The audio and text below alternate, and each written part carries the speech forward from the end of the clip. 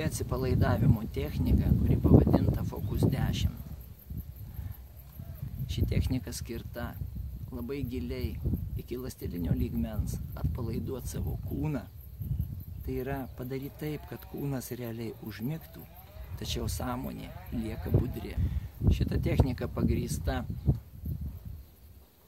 gilios vidinės ramybės išjautimu įvairiuose mūsų kūno vietose. Tai yra sistemingai išjaučiama kaip ramybė, lyg apsunkinanti, sunki, bet šilta ramybė įteka į mūsų kūną. Jinai pradeda tekėti nuo viršugalvio, pirmiausia atpalaiduojam galvą ir taip toliau mes einam per visą mūsų kūną, skaičiuodami iki 10. Pamažu atpalaiduojam visas kūno dalis ir taip mes visą organizmą labai giliai atpalaiduojam. Ir štai tada, kada visas organizmas giliai atsipalaiduoja, tada ilgesnėme šios meditacijos variante jūs išgirstate dvi melodijas. Pirmoji melodija tai yra rusiška melodija ir tie, kas supranta rusų kalbą, tie išgirsit pačią esmę apie visatą, apie tai, kodėl mes neharmoningi su ja, ko mums reikia ir kur mums tą harmoniją atrasti. Ir štai tada, kada mes įsigilinam į tai, mums kažkas tai atsiveria viduje ir dar labiau atpalaiduoja. Ir tada antroji melodija. Antroji melodija yra vienas žodis aleliuja.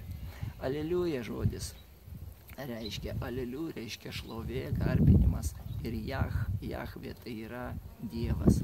Tai yra iš senovės aramėjų kalbos šlovinam Dievą. Mano giliu suvokimu Dievas tai yra mūsų vidinis harmonizavimas, mūsų vidinis jausmas, pilnos harmoningos atsipalaidavimo būsenos jausmas. Taigi mes šitą jausmą priimam į save. Ir šis žodis nuo senų senovės labai stipriai įenergintas begalinio atsidavimo jausmo, begalinė meilė. Ir štai kada mes leidžiam per savo kūną šitą garsą, šitas garsas labai harmonizuojančiai veikia mūsų energinius laukus ir mus dar giliau atpalaiduoja. Ir štai kada mes išklausom šitas dvi melodijas, mūsų viduje įsivyrauja pilna ramybė, pilnas susitaikymas, atsipalaiduoja ląstelės. Ir štai tada mes giliai ištyrinėjam šitą būseną su tikslu įsimint ją. Įsimint ir galėt ją atgamint pagal tuos simptomus, pagal tuos pojūčius, kurie yra dabar kūne, galėt ją atgamint bet kada tik mes pagalvojam apie gilų atsipalaidavimą, kad tie visi pojūčiai sugrįžtų į mus. Taigi, naudokit šitą techniką kaip bazinę techniką tam, kad giliai atsipalaiduot bet kada.